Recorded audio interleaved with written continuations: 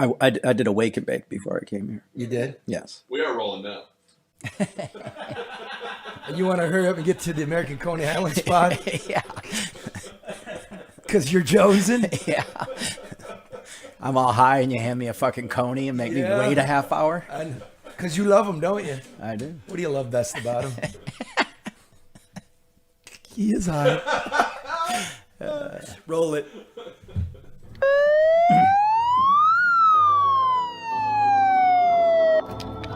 Fraud alert! Fraud alert!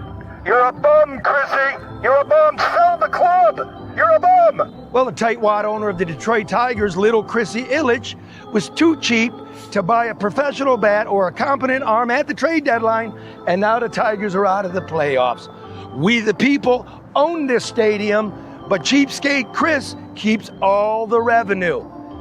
We the people also own the hockey arena just up the road, but the penny-pinching pizza punk keeps all that money too. I bet you squat when you pee, Chrissy! You're probably wearing a lady's thong!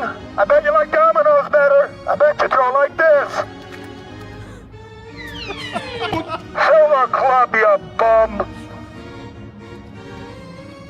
Biscuit enjoyer. What a beautiful day. Chris Ilitch is a bum. The tightwad owner of the Detroit Tigers wouldn't pay for a professional hitter or a competent pitcher at the trading deadline, and as we all now know, the club's out of the playoffs. Here's the thing, I'm driving around, listening to the radio, I've talked to people. There's a lot of armchair analysts claiming Ilitch has, in fact, spent money to improve the club. It's just not true. The numbers, folks. When politics meets the playing field, you come to LeDuff. Here's the numbers. The last time the Tigers made it to the World Series was in 2012 when Ilitch's father, Mike, was guiding the club and spending whatever it took to win a championship. Back then, the Tigers had the 5th highest opening day payroll in the major leagues. Adjusted for inflation, that payroll was $190 million in today's money. This year's opening day payroll was $138 million. Ranking 17th in the major leagues. That's a 27% cut over 13 years. Now, over that same time period, again, and adjusted for inflation, the average Major League Baseball payroll increased 47%. See where I'm going with this? Chrissy's a skinflint. Ilitch took control of the club in 2017 following the death of his father, who was laid to rest in a $1 million suburban mausoleum built with Sierra White granite imported from California. Now, Michigan has granite. Why not buy locally? But I digress. Since Chrissy took the reins, the Tigers' record is a combined 592 wins and 761 losses, the 6th worst record in all of baseball. See where I'm going with this? Chrissy's a penny pincher. And when Chrissy's staff is given the green light to spend some money, the baseball decisions are Bush League. This past offseason, the Tigers spent $15 million on a pitcher who never made the club, another $20 million for a pitcher who finished this season with an 8-15 record, and an additional $7.5 million for a closer who ended up the year with a 4.43 ERA. Most galling of all are the welfare checks Ilitch sucks from Detroit, the poorest big city in America. The Ilitch family is fantastically wealthy. Little Caesars Pizza Incorporated is valued at $7 billion. The Motor City Casino pulls in more than $385 million a year. The Detroit Red Wings Hockey Club is valued at $2.5 billion. And the Tigers' estimated value, $1.5 billion. Now, the thing about the Tigers and Red Wings, however, is that their total worth includes the value of the stadiums where they play, both of which are paid for and owned by the public. Ilitch pays $1 a year to lease these stadiums, but keeps all the revenue from the beer, pizza, jerseys, ticket sales, etc. Now, the bond payments for Little Caesars Arena are more than $20 million a year for the next 30 years. Now, that's enough bread to keep Scooble around. You see where I'm going with this? Ilitch is a mooch. No professional sports owner siphons more out of his community than Chrissy Icehole. Chrissy Icehole. Mr. I. Chrissy Icehole. We deserve a winner in Detroit. a decent beer at a decent price, a hot dog that's actually edible, and a stadium with a place to smoke a cigarette. But we're not going to get any of that with Illich. So the club, you bum. Live from downtown Detroit, it's the No Bullshit News Hour with my main man, Charlie LeDuff and Karen Dumas. This just it, breaking news. No more bullshit. No more bullshit. They should sell American Coney Islands at that park, man. They're so good. What are the dogs there? You go to the games. I don't know. Those limp dogs, they're awful. Yeah. They're like... Isn't it Slotkin's family's hot dog company? Ballpark. Yeah. I think it's Ballpark, yeah. And also the dogs that are plump in the Slotkin family. They, you're walking around jonesing for something good to eat, something like, a proprietary sausage with Vidalia onions, a chili with a 100-year-old proprietary recipe. You can only get that at the corner of Lafayette and Michigan Avenue, downtown Detroit, at the American Coney Island, which is also Michigan's first speakeasy. Bet you didn't know that. At least Detroit's. I don't know what they were doing. Good history. Yeah. So it's good bones. You go ahead and eat it. I can have mine. Yeah, you can eat it. I've been waiting for this thing. Now, I have to say, before we came up here to do this, I used the bathroom downstairs. And it's worth noting that it is the cleanest, best-smelling bathroom I've ever been in. I wanted to lay on the floor. It was so nice. Is that true? It is true. Or were you just high? You wouldn't be the only one, man. The people we got to pull out of there sometimes. Hello, big city. But it is big city. And you know what was cool today? Young man came in, and he's with a tourist association for handicapped people. Oh. And, he's measuring the steps here. There's a handicap entrance where you can wheel right in. Yep. You can wheel right into that very clean bathroom. I told him I love it because, when that crowd comes in, they're so freaking cool, right? Because they're out and about and they're happy. And it's cool that this place applies the law, takes everything serious, the health, everything, the health. It's just a great, great place. And how's the dog? You don't hear me talking, do you? We had this fucker on to drink and eat me out of business, man. Kind of jealous. By the way, Jason Rowe, I don't even like your title, man. Just like all things politics, this guy is the Svengali, okay? Everybody knows Jason that listens to the show. Thanks for being here, brother. So if you want a Coney kit delivered to your home for your parties, holiday season's coming, go to AmericanConeyIsland.com, get a dozen of them, ship right to your door. Luke Nowacki, financial wealth specialist. I trust him. I recommend him. 248-663-4748. The guy can math it. Hit it. Is this the hole-in-one? It's a hole-in-one, $50,000 if you hit it. Luke Nowacki, financial wealth management. What is 50 grand after tax? 37,750. What about state tax? Yeah, I'm throwing both in there. What about sales tax? There's no sales tax. Well, you're buying the beer. It's income. You'll buy the beer. We write that off. Luke Nowacki, financial wealth management. Expense allowance. 248-663-4748. Someone to see Luke a couple of years ago. Did a lot of talking. Remember, the economy was all over the place. I don't know the legality. I'm just going to say, here's what I did. Right? I talked to Luke. I got myself an I-bond. When inflation was at 9, I didn't know what an I-bond was. I remember you telling me about this 4 years ago. Yeah, so, I was getting paid 10% of my money. It was still growing through inflation. I bought gold 2 years ago when it was at $1,800 an ounce. Right now, it's $4,200 an ounce. DTE, can't beat them, join them. You know what I mean? Bought that bitch at 110. It's at 140. They're never going to lose money. Are you money. an activist shareholder? If they don't clean the shit out, also GM too. Oh, I bought GM for 51. It's 58. I mean, I'm like, didn't you buy one share of GM? Yes, I did. It's sitting right here, and I hear that Rensen deal. Real quietly up in Lansing, that thing's back on the table, and they're pushing it, and that's a garbage deal, man. You know what I mean? I'm tired of making billionaires another $100 million. Do it yourself. Join the capitalistic world. I got to say this though. It was it? Fuck! It seems like was it last week the Tigers' last game when Seattle was here? Friday.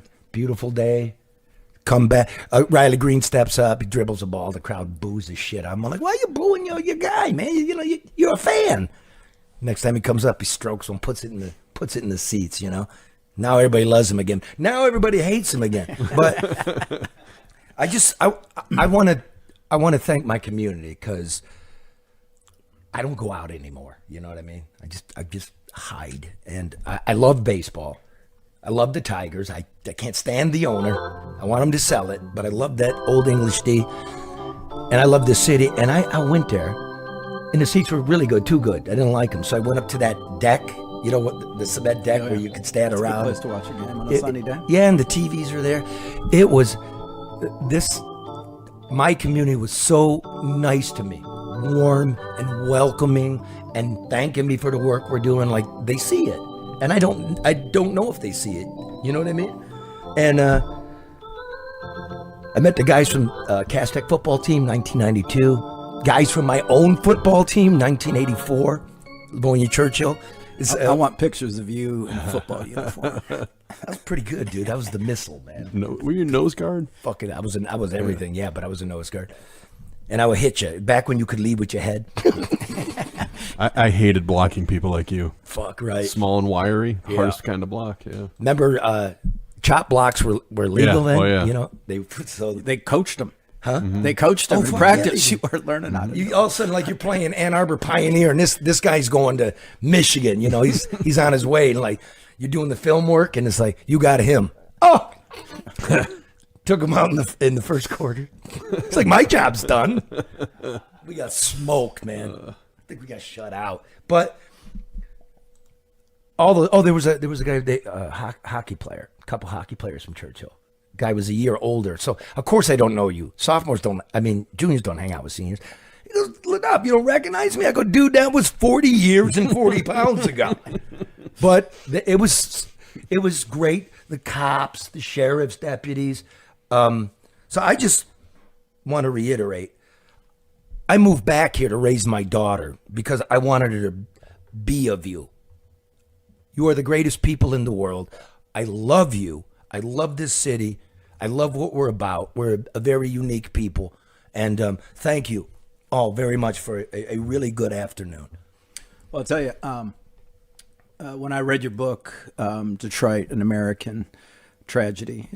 Autopsy. We'll fix that in post. But I remember, you talk about in the book why you moved back here. And I think that's the first time that I started thinking about moving back to Michigan when I was living in California. First time I started to think about, same reasons you did. Our mutual friend Tim Alberto, about 6 months before I moved back, he moved back from Washington, D.C., same kinds of reasons. And you know what? You're an icon in this place. I mean, the news that you've broken over the decades since you came back, you've made an imprint, and you're a voice for a lot of people that don't think anybody in the media pays attention. Thank you. So my book triggered some thinking in you? Absolutely, yeah. Look, dude, a guy from Wayne Road and Joy Road, and you're out there doing big things in politics in California. There's something I wrote that got you to think about your life. That's really meaningful, man. I really mean that. Who would ever guess? So, I was talking to my Bob. Talk about Trump. I called her. She's in her twilight, and she goes, "Are you watching this stuff from Gaza?" And I said, "No, I'm driving, Ma." And so we started talking about Trump. She voted for him, but she'd vote for him again 1,000 times, right? But she says, "There's things about him I don't like." I go, "Really? We've never had that talk." You know what I mean? What is it you don't like about the guy? And she says, he's an egomaniac, and he the way he talks like a New York developer, that gets on my nerves. I'm from the Midwest. We're not like that. But she says, well, it's effective. So I could vote for him she likes what's going on. I mean, what are you hearing out there? You're in all political circles.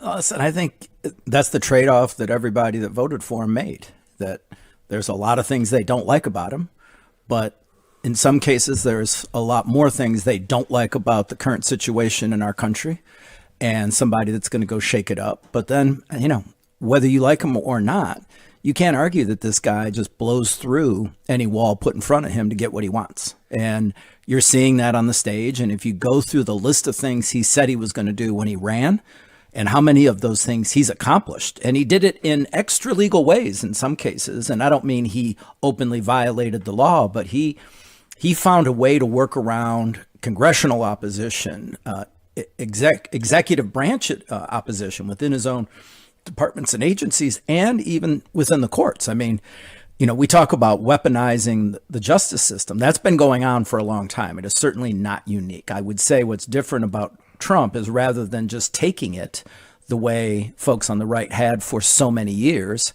he decided, if that's the game, I'm going to play it.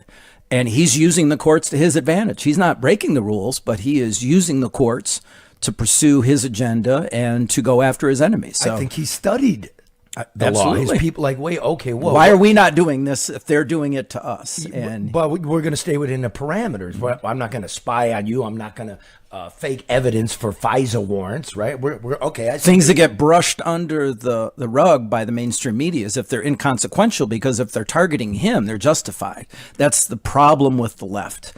That breaking the law, that doing these kinds of manipulations of our institutions, of public opinion, of the information that we have. I mean, when you think about it, it's remarkable. What are the three biggest influencers on our culture in America? It is the media, it is Hollywood, and it is academia. And what do those three things have in common? They are 95% controlled by liberals and progressives. Hard liberals. Hard liberals.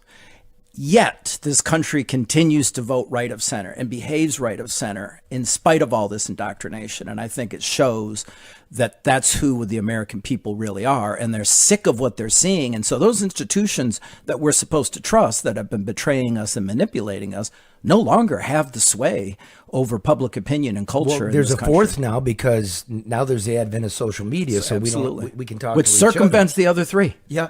And, you mentioned right of center. I don't know. Because all of a sudden the conservative liberal, I put myself in there, all of a sudden we're on the right. Like, you've thrown that away. And, grudgingly, people that don't like Trump, like I talked to a player a Democrat, and, we were talking some deep shit about some shit, but then Trump comes up and she goes, can't stand him. I go, what don't you like? What don't you like? Like, you don't like the border closed? You don't like inflation's low? That gas is $2.50? That eggs are back down to $2? What don't you, peace in the world? Do you like? She goes, I'm going to be honest with you. I just don't like the guy. And I said to her, total respect. If that's how you feel, total respect. But we're getting to the point, I could hear it in her. Yeah, you're right. I just don't like the guy. And I'm not going to hate her for that's my friend, Listen, I think I'm known within the conservative movement and the Republican Party as a Trump critic, but set all that stuff aside. I don't like him either. But on the things he said he was going to do, he did. And as a conservative, most of those things are things that I have agreed with and supported for decades. And they became merely lip service that no one actually had an expectation would ever be accomplished. It was more that we were fighting for the sake of the fight than we thought we would ever get what we wanted. And he skipped all the nonsense and just went right to the solution. Yeah, you got my mind thinking. The problem that I guess the Democrats, I don't want to say the left or any, because it's just a blur, right? Trump's co-opted all the stuff the Democrats used to talk about, right? Like freedom of speech, no war, good pay, blue collar, good pay, and he used to be a Democrat. He used to be, and he probably still is, pro-choice, right? Let the states decide. Let the people. So what's left for these clowns? Well, okay, well, what's his name? Who's the mayor of Chicago? Johnson? Brandon Johnson. Brandon. Yeah.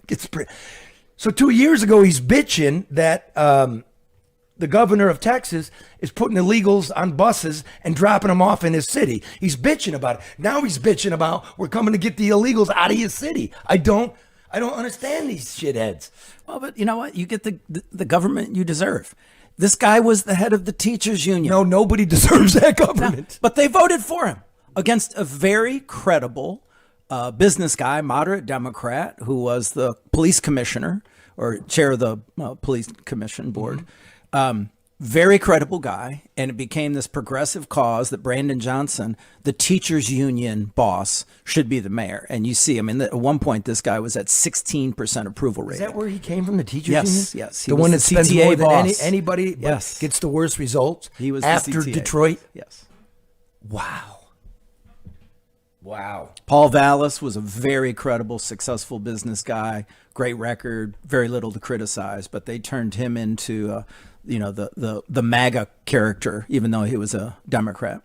Okay, so we switch here. Okay, Trump, the deal maker, the peacemaker. Okay, do we have that picture from Time Magazine? Yep. Okay, even Time Magazine's got to give it up. He looks like Bill O'Reilly. What's the headline there? His triumph. Mm-hmm. And this is the deal between the Israelis and the Gazans, bringing in the Turks and the Egyptians and the Qataris to create a peace force there. Okay, so they just can't help it, right? So they're gonna shoot up his nose, show his waddle there, right? His turkey neck, and make it look like he's got no hair. He looks like Mr. Magoo. That's kind of like But what see, they this is did why to OJ. But see, people see that. Normal people see that, and they know what's happening. They know they're fucking with them, and this is what they can't get out of their own way. They're doing this to themselves. The mainstream media has undermined themselves with this kind of shit. I agree. Now, look, the Hamas in Israel, everybody's there to take the knee, bend the knee to Donald Trump, over in the Middle East. Again, I'm too old to get carried away with this. There's real stuff to do. I don't know how you're really going to disarm Hamas. And I don't know how the governance board, because Hamas, part of the deal is you can't be in politics and the Palestinian Authority can't be in politics. So I don't know how and who puts a government together and how you do that. So I tempered a little bit. But New York Times, Time Magazine, well, Trump says he solved 8 wars. Remains to be seen. Fact check. Well, here's what I do know. The presidents of Armenia and Azerbaijan are in the Oval Office shaking hands. And this has been going on for decades. Right? The leaders of Rwanda and the Congo are in the Oval Office shaking hands. India, Pakistan. The Cambodian monks nominated Donald Trump for a Nobel Prize, settling a border conflict with the Thais. Israel, Iran, right? Took out their nuclear capabilities. India, Pakistan. Well, I don't know what he did. Well, why is Pakistan nominating him twice? The president of Pakistan, in the 30 leaders that were in that press conference, praised him for being the person that avoided that turning into an armed conflict. Yeah, because they were jet fights, yep. Right? So and they both have nuclear capability, yep. Right? Serbia, Kosovo. I don't know what he did. There's a deal because Serbia does not want to recognize Kosovo, but there is Trump negotiated economic trade between them, and the president of Kosovo seems to think that they were near a conflict, and Egypt, the Sudan, and Ethiopia. Ethiopia dammed the Nile River, and the Sudan and Egypt are not happy with it, right? So is there a deal there? No. But are we trying to, what's really going on is they're trying to manage a water treaty, which doesn't exist. So to be out there saying he's just tweeting it, it's not true. That's not true. I get pissed off. I used to work in these places, you know what I mean? Like when I drive around and I'll hear sports radio talk about the Gordie Howe Bridge. Oh, it's lovely. I'm like, you guys at least go to enjoyer.com and subscribe, right? We will hip you to the fact that this thing's 300% over budget. That you hear it was announced, Ken? They delayed They delay, like we said. Oh, it's gonna, we go out there, we pop something, make them shit, and then they just react and go, "Oh, we're gonna be open on December 20th." Well, we're not gonna be open on because they knew we were looking. It won't open till June. How about that? Maybe. Yeah, maybe. Okay, what about the border? Immigration's solved. Yeah. Solved. And it's remarkable. I saw it was either in The Economist or the Wall Street Journal last week, a graph of illegal entries by year. And it's remarkable to look at when you look at the Biden years and how high that graph was. And even, got to give credit where credit is due. In the Obama years, it was historically low, lower than the Bush years. It wasn't. It wasn't. Everything rocketed. Okay, during comparatively during the Clinton and Bush years, it was really Bush, but it was because of NAFTA. NAFTA destroyed the Mexican peso and ownership of land. And NAFTA also in the Bush years. Remember, he was trying to solve the immigration issue, and part of that was some form of amnesty. So they were not exactly aggressive in their border security or deportations. Right. To Obama's credit, he did do deportations, and it is relatively lower. But then to see it go from the 10 million people, I think, in 22 to zero, basically, in this year is remarkable. See, again, going back to what we're talking about, the second time around, they studied the law. Because back in 16, I go to the border, I go, the wall ain't going to work, and it has its purpose. It's not even necessary now. Well, it's necessary because if you're in urban centers, right? People jump, you just mix right in. Mm-hmm. So like Calexico and Mexicali, right? Like right in there, in those urban areas, you have to push them out so they can be seen. Yeah. Okay, so it's effective that way. But it wasn't effective. But there's not the magnet. It wasn't effective because what existed was the wall is not in the water. And the wall is not on the shore. It'll wash away. So it's like a quarter mile back, many cases, half a mile. So we're actually walling off a part of America. But once somebody touches United States soil and says, amnesty, okay, we have to process that. We're supposed to hold them. But when you have 10 million, you can't hold them. So that's what you got. But Trump's people read the law. Okay, if there's a national emergency, which he declared, then no amnesty claims will be filed or adjudicated, right? So like you're just going back under emergency order 212-F or something to that effect. So they went back and found something I didn't know. Well, and again, this goes back to what I said previously. He figured out a way to use the law in the courts to implement his agenda. And rather than just accepting, oh, well, we can't, so we're going to let this problem continue to go, he directed his legal counsel and his Department of Justice and his DHS to go figure out a way to get this done, and they're doing it.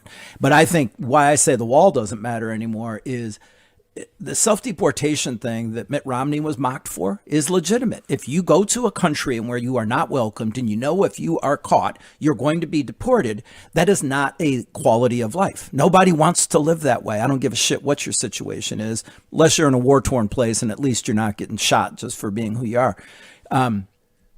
If you've got to live in the shadows, you don't want to be here. You can't do what you want. We were giving them health care. We were giving them debit cards with cash on them. We were giving them reasons to come here. If I could, the shutdown, well, now the progressive left saying, illegals can't get bullshit. Medicaid. You're illegal if you entered, you're claiming asylum, but you didn't do it through the port of entry. You didn't go to the Tijuana Bridge and do it. You walked over. You're illegal. But because we let them in and let them file their asylum papers, once you file the asylum papers, you're eligible for it. Google it. Somebody Google it. It's semantics. Yes. It is semantics. And I'm for less government spending because the value of the dollar is shit. Well, the fact that we're diverting healthcare dollars. Yes. when in a country where people can't afford health care, that we were promised with the Affordable Care Act, my that's people, unaffordable. My people. I live in Detroit, the poorest big city in America. These are my people. My people deserve it. Yep. They deserve it first. If we got anything extra, we'll help the world. Yeah. Anyone that doesn't believe the Democrats are holding up the current budget situation and forcing the shutdown, over giving health care to illegal aliens, isn't reading what's out there. It's there. Well, maybe they it's can't more. even hide it. Maybe it's more, right? Maybe it's There's more. other elements too. PBS. But you can't jump that one. They can't get rid of that. Well, and what they're conflating is what the Republicans are trying to get through is a continuing resolution that merely keeps the government funded while they negotiate on the budget, which is a separate vote and a separate policy conversation. Yeah. That's where you do these things. And they are the ones. I mean, when Republicans have majorities in the House and the Senate, if they could pass the budget, they'd be doing it. It's the Democrats in the Senate that are holding this thing Okay, so up. help me with this, because I don't quite understand it, and I suspect you do. So continuing resolution, right? That's the CR they talk about. That means basically, tell me if I'm wrong, that what we're spending right now at this level, FY 2024. it won't go numbers. up, it won't go down, nothing's being slashed. We're going to have a CR Yep. while we negotiate these things. Is that correct? Correct. So why would the Democrats shut everything down if we're going to keep it at its current level while we negotiate something? What? I don't understand the poker. It's very simple. Their base wants to see Hakeem Jeffries and Chuck Schumer fight, and they think they keep rolling over. So they decided to plant this flag. So it's to look to tough? show the base. Well, look at what Schumer said on the Senate floor last week, that every day this goes on, it's better for Democrats politically. That's their calculation. And So now they have this big no Wait a kings minute, rally. wait a minute. So the Marines don't get paid. So these two numbnuts can look tough? 100%. No, I know you're a Republican. I know you're not a far right guy. I know you're a moderate guy. I am a far right guy, but I call balls and strikes. I see things as they are, not are a how they far-right guy. want them to be. And in this case, these guys are making a political calculation. And now on Saturday, they've got their big No Kings rally, which they basically have tied themselves to. They can't open the government before that, because that rally, they will be burning them in effigy if they cave.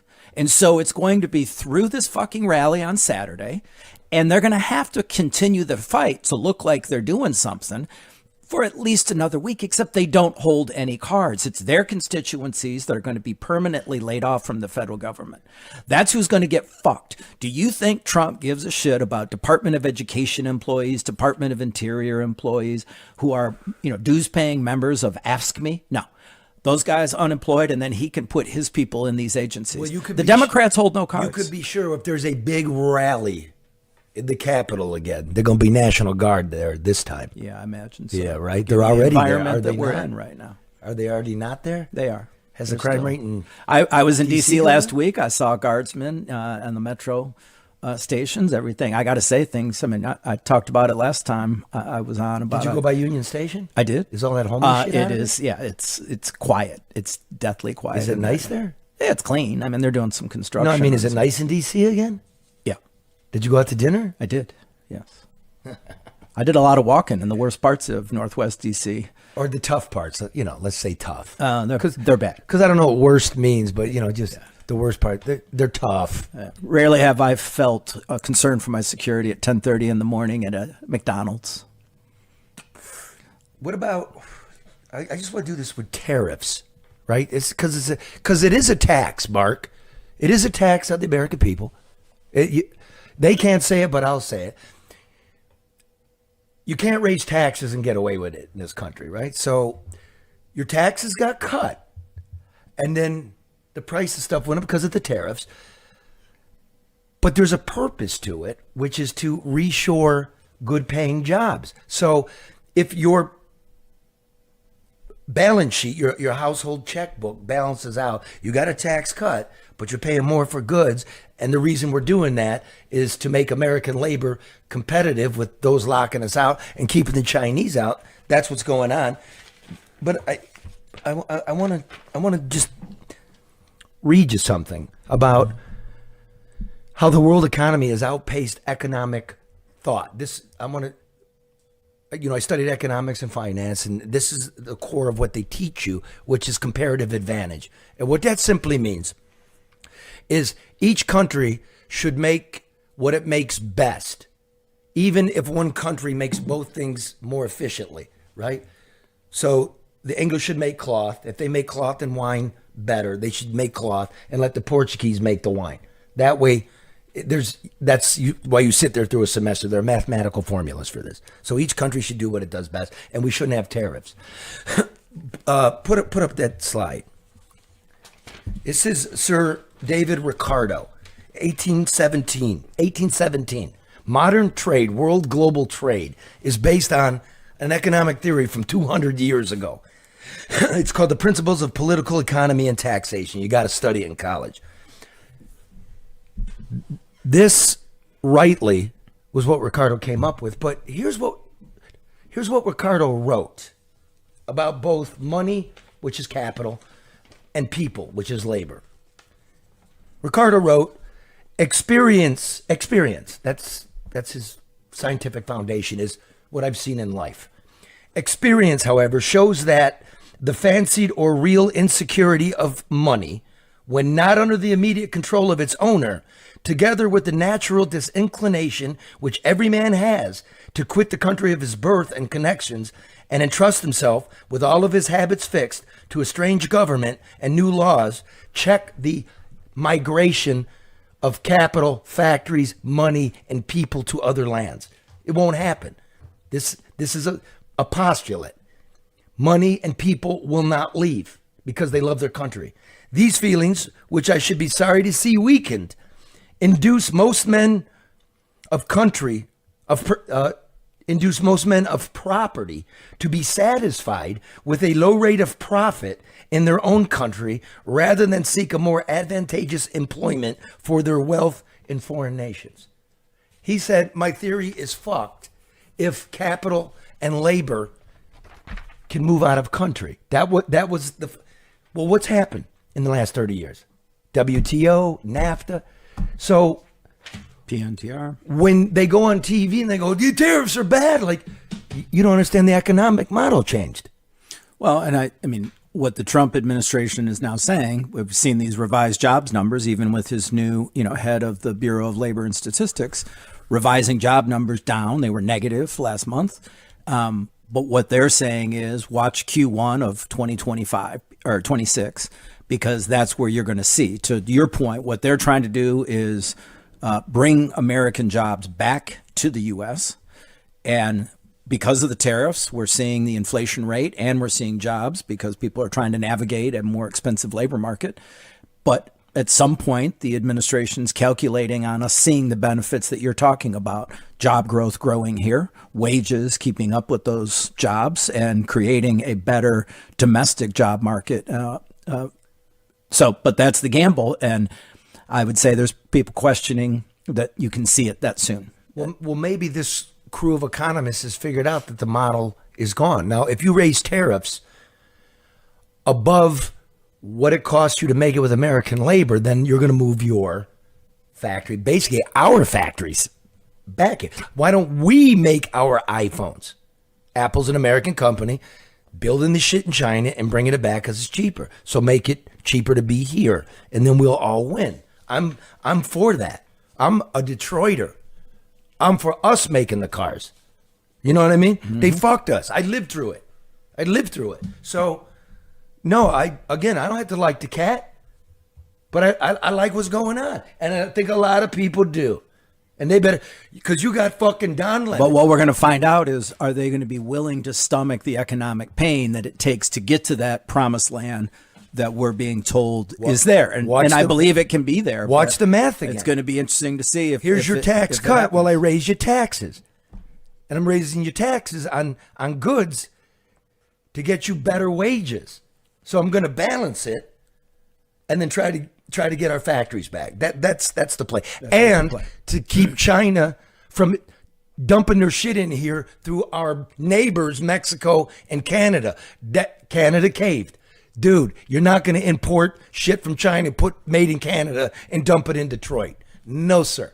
You're not making electric cars in China, shipping them through Mexico, and dumping them in here. No. Well, I'll tell you, no matter what the business media says, They're not very good. pulling back the requirements on electric vehicles is going to be good for us long term. We have put ourselves in a race to the bottom with China when it comes to electric vehicles. Like, this is so stupid that we have making ourselves dependent on them economically on such an important place. We're the number one producer of oil in the world. Why would we surrender our advantage over China in the combustible engine market on something that they will subsidize and use low labor and kill us in international? How do you generate electricity? Yes, we can't keep up with Europe doesn't the have things enough that are energy. How you gonna? You don't have the grid. Yeah. There's all these added costs. And they're very environmentally disastrous just to get the components to make a battery. You know what I mean? So come on, how about a hybrid? Hybrid would have been smarter. That's what Toyota did. They took a lot of shit. Activist shareholders tried to overthrow their CEO because he wouldn't go along with the EV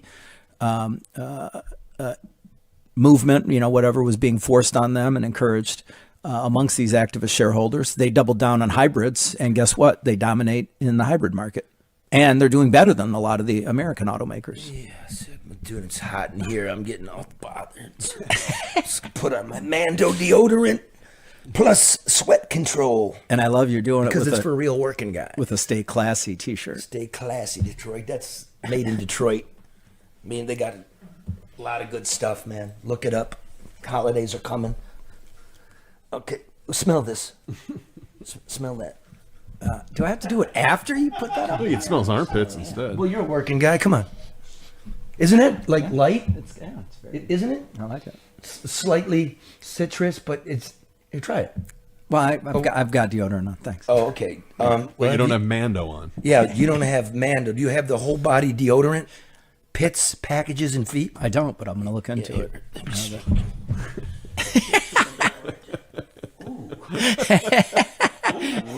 That's why it's whole body. There, smell it. Come on, man. We're good with ourselves. Not that Give that here. good. Give me your wrist. My wrist. Smell it. It's refreshing, Mando, whole body. I don't have a deodorant. great sense of smell. This one's not popping for me. That's bourbon leather. Yeah. Well, that's the thing. Like, it's a little subtle for me. too subtle. Well, I had a couple concussions and I don't smell very good. No, but like when you're walking around, do you want your deodorants to be overwhelming? You want them to be subtle. Well, yes. Yeah. Let's see. So, stop buying shitty deodorant from the drugstore. Go to shopmando.com. SHOPMANDO. By the way, they sell this in the drugstore. I've seen it. Yeah, and you'll get all these. You'll get the body deodorant, the stick, the body wash, which is actually really nice. I use this cream because my hands get puckered in the cold, and it's really nice and subtle. And the wipes. What kind of wipes? Acidified deodorant wipes. Oh. Again, for your package, your feet. Shopmando.com. Use... Actually, for the guy that showers after work, that's a good way to start the day. A little deodorant wipe before you go do your blue collar job. Don't flush them, though. Don't come to American Coney Island and be flushing wipes. Let's keep that You know bathroom why? beautiful. Because I'm the fucker that's got to snake the drains.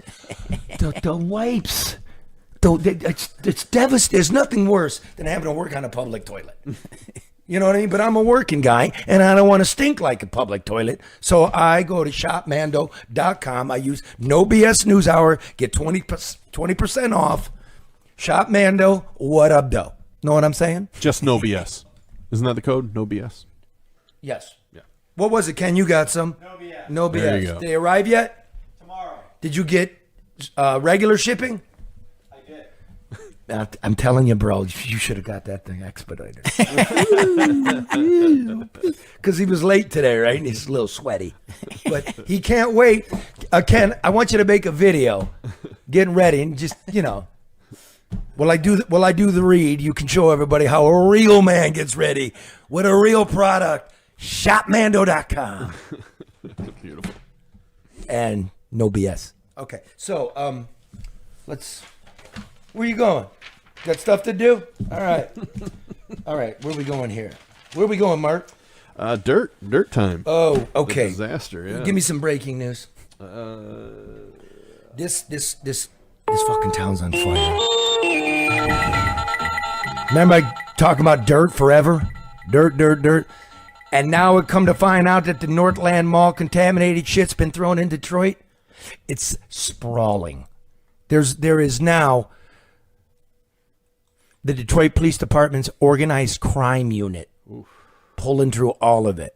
It's gonna burn up to Duggan. It's gonna follow him unless they can make things go away. But I got the plan, and if you're gonna make things go away, and it might consume the new. If Mary Sheffield wins, this might be an issue that she got to deal with right off the rip, because one contractor, Guyanga, they tested randomly 40 holes, 34 of them came back red hot, right? They're poison.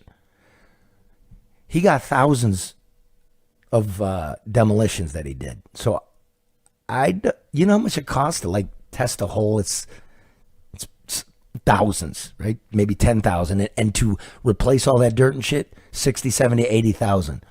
Times that by 2,000. What if the other contractors did it? What if others are so all that's going on? It's a really big deal. We're on it. Breaking news, Mark. Want to comment on that? Give me the politics of that. Mike Duggan wants to run for governor as an independent. Yeah, I tell you what, I think Mary Sheffield will be the next mayor. Yeah. And I would not want that job. It's going to be less important who the next mayor is. It's going to be more important who's the mayor after that, because the next mayor is going to be cleaning up a lot of messes. Go ahead. You got some inside stuff. Talk to the people. Look, this issue aside, you've got in 10 years, general revenues have been flat at $1.5 billion. Police and fire unions that had to take a haircut because of the bankruptcy, their contracts are up. They're going to want at least 3%. The Biden bucks are gone. Where do you get money? Where do you get new revenues? And there's not enough growth happening in the city. There's too many sweetheart deals for developers who basically are taking the tax revenue going into the new developments into the city. It's going to them, not to the residents, not to the city, not to the general fund. And there's going to be some big gaps in the budget. And I don't know where they're going to get the revenue. And they're probably going to then go raise taxes. And that's going to achieve, in the short term, some new revenues. But in the long term, you're going to lose businesses and you're going to lose revenue. And it's going to actually be worse for the city. So the next 4 years are going to be shit. Is it, again, because you circulate in D.C. and Lansing and Detroit and the burbs, is that what you're hearing from? Oh, no. I think within Michigan, I think people that understand. No, I'm talking about the outside, political set. Yeah, Does I would the say. political set understand this? No. I think some people that pay attention and care about Detroit, but that's usually limited to Metro Detroit people. Most outstate politicians of either party basically have a fuck Detroit attitude. I think that's improved over the last decade. Because things appear to be better. We feel better about Detroit than we have felt in the past. And one thing that I think Detroit has stood out is when you've had so many problems in other big cities around the country in a lot of different ways, from crime to budgets to protest, a lot of things. Detroit seems in quotes, to have avoided a lot of that, but I think what they've done is put off a lot of those problems, and I think they're going to come screaming in the next 4 years. In Lansing, they understand this, don't they? Yes. In the Capitol building, Yep. They know, because you got to go to the state when you don't have the money. And you're the Michigan's largest city. You can't let it collapse. Well, listen, they got rid of the SOAR program, which gave billions to the autos with the promises of jobs. All we got were parking lots. Told you. Nothing. And you and I were talking about that. There were people like Tom Barrett, who's now in Congress, who led the fight against this in the state legislature. Brave Tom Barrett, who, by the way, he's got GM in his district. And he's going, no welfare. That's really hard to do because people I depend on GM. Anyway, I digress. Go ahead. Speaker Hall, to his credit, has basically said, we're done with this shit. We're done with the corporate welfare, giving it to the autos, to preferred businesses, and I just don't think there's any appetite. So when you talk about that Rensen development, getting state money, I don't see how the hell Matt Hall, the Speaker of the House, gives Detroit $350 million of taxpayer money towards something that's going to benefit It's private called business. lobbyists. You go up there and you throw money around. And look, The politics is there's not some there very for it. smart people up there, but in general, I've learned that politicians are pretty dumb. That's why they're not in business. You know what I mean? So you just go up there, you put something in their ear, and they parrot it, and then they vote for it. And hopefully when they leave, there's a job for them somewhere. But the only reward in the election is if you represent Detroit, maybe in the suburbs. But when you get outside of Metro Detroit, these state legislators don't give a shit about giving $350 million to Detroit. They just don't. They should have. Well, like I said, I love Detroit, but Detroit's been done wrong. For decades. It wasn't even Detroiters that were getting this money. They maybe get a contract or a job with the city, but the big money, they live out there, right? They live out there. No, crony capitalism has to go. Next. And that goes for stadium deals too. Oh, for sure. These stadium deals are a cancer on cities and on taxpayers. A pox. Yeah. But I use Mando. So I don't get So you don't sweat the small I don't things. sweat the small stuff. And neither does my big package. Well, Dana, it's been 90 business days. Time to cough up my paperwork. $3,147.80. Nope. 90 cents. Keep the dime. Call someone who cares. Charlie LeDuff here, world's greatest street reporter. Under the Freedom of Information Act, I asked for all documents given to the federal government in 2020 when the Department of Justice was looking into the civil rights of those old people in the nursing homes. I want to know what Whitmer told them. So, the Attorney General, Dana Nessel, pulled the oldest trick in the journalism book. You can have that information for $3,147.80. That's supposed to make me go away, but I ain't going away. I'm here to call the bluff.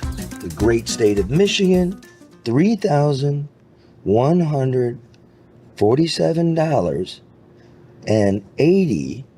No, let's make that 90 cents, because here's a dime. Call someone who cares.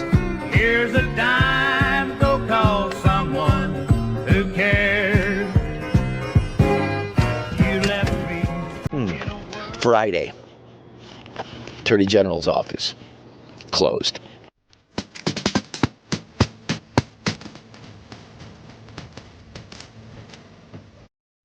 It's kind of sleepy in the state capitol for a middle of the afternoon business day, isn't it?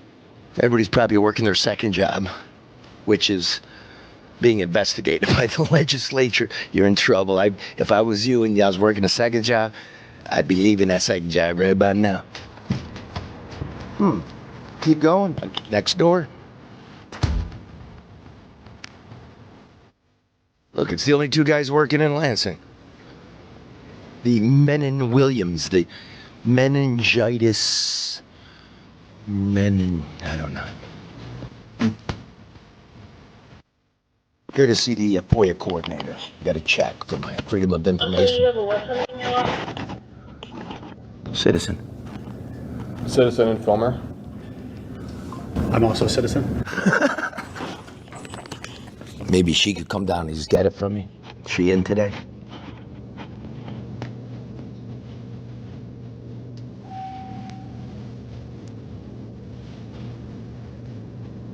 Government moves slowly. Yes, ma'am. Why is there a pride flag in the lobby but not a First Nations flag? Freedom costs. It costs $3,147.90 because keep the dime. Call someone who cares. Hit it. Here's a dime, go call someone who cares. But I've never experienced it in this building before, so I'm not sure who to call, who to contact, so. Not here. I'm sure she's here. She wouldn't have a second job or anything. Do you want to give her a call? I'm going to see if I can find an office. Sure, I can give her a call. Let's see here. Yes, it's Charlie LeDuff from the Michigan Enjoyer. I just have a quite sizable check for a, I have a check for a FOIA that I wanted to give to her. That's her. We need future proud Michigan educators. We need you to help shape our future. Ignite a passion for lifelong learning. Do you want to leave her a voicemail? No, I want to leave my check, as I was told by letter from her. So can somebody come get this check, please? Where is the check at? It's in my hands here in the lobby. Oh, you're in the building downstairs. Yes, ma'am. Oh, my God. World Elder Abuse Awareness Day. That's interesting. I have a check for $3,147.90. Keep the dime. Call someone who cares. Here's a dime, go call someone who cares. How you doing? At least somebody came to work. Somebody coming down to get the check. Perfect. Yeah, we solved You it. should have tried to. Got there. See, when Americans put their minds together, man, you know American ends in ICANN. It does. You coming to get this? I am. And thanks so much for coming to work and taking care of the public's business. Really kind of you. No problem. I'll Okay. make sure that she gets it. And I will see you in 90 days. Okay. Pleasure. Thank you. Have a good one. Okay, let's get the hell out of here. Well, those documents should be ready in 90 days, probably on a Tuesday. Probably on a Tuesday. Turns out it's a Thursday. Get them ready. I'm looking. I don't think it's good. Oh, far be it from me to tell you how to do your job, Ms. Nessel, but should have all the documents in that file because I have some of them. And if those aren't in the file that you're giving to me, you have violated the law. Is that obstruction? Could be. Yeah. Here's a dime cup. But the problem is who would enforce that? Well, Dana Nessel, of course. Exactly, but we all know. I've been waiting for this.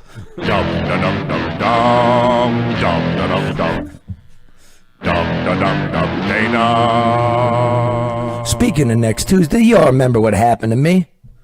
I do. Remember the old lady? Nessel's buddy was taking care of her. It was alleged that she's trying to commit some fraud in the old lady's name, and Nessel interfered with it, even gave her the active case file. Well, the old lady died. Whatever happened?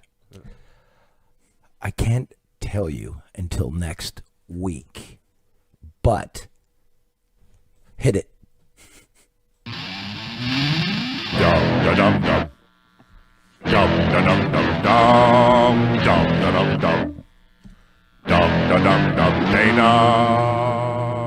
I ain't forgotten, lady. So tune in next week for exclusive major breaking news. And if I was the Attorney General, and I'm glad I'm not, I'd be collecting my things because Judgment Day's coming. See you next Wednesday.